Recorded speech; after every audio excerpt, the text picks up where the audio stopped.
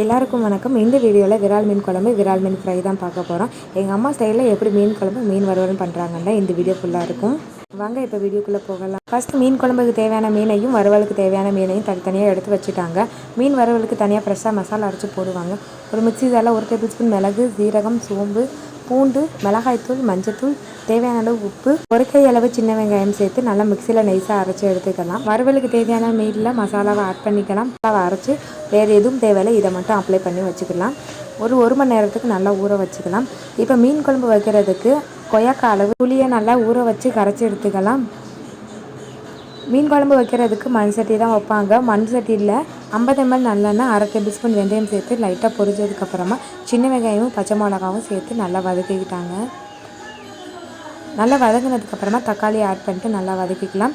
மீன் குழம்புக்கு கத்திரிக்காயும் மாங்காய் போட்டு வைப்பாங்க. டேஸ்ட்டு சூப்பராக இருக்கும். ஃபஸ்ட்டு குட்டி குட்டியாக இருக்கிற கத்திரிக்காயை போட்டு நல்லா வதக்கினதுக்கப்புறம் தேவையான உப்பு போட்டு கத்திரிக்காய் பாதியளவு வெந்ததுக்கப்புறமா குழம்புக்கு தேவையான 2 டேபிள் ஸ்பூன் மிளகாய்த்தூள் ஆட் பண்ணியிருக்காங்க. ஆட் பண்ணி எண்ணெயில் நல்லா வதக்கினதுக்கப்புறமா புளி கரைச்சல் சேர்த்து லைட்டாக கொதி வந்ததுக்கப்புறமா தேங்காய் சேர்த்துப்பாங்க. தேங்காய்க்கு அரை மூடி தேங்காய், 1 டேபிள் ஸ்பூன் ஜீரகம், 1 டேபிள் ஸ்பூன் மிளகு சேர்த்து நைஸாக நல்லா அரைச்சிக்கலாம்.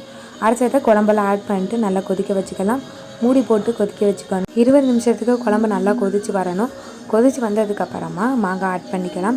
லைட்டாக எண்ணெய் பிரிஞ்சு வந்திருக்கும். இந்த டயத்தில் தான் மாங்காய் ஆட் பண்ணணும். ஆட் பண்ணிட்டு நல்லா மூடி வச்சுக்கலாம். மாங்காய் முக்கால்வாசி வெந்ததுக்கப்புறமா மீனை ஆட் பண்ணிக்கலாம்.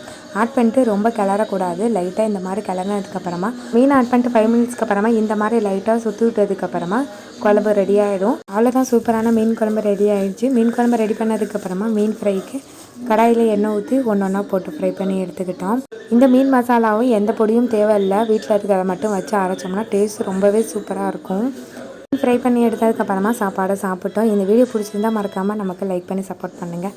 நெக்ஸ்ட் வீடியோவில் பார்க்கலாம்.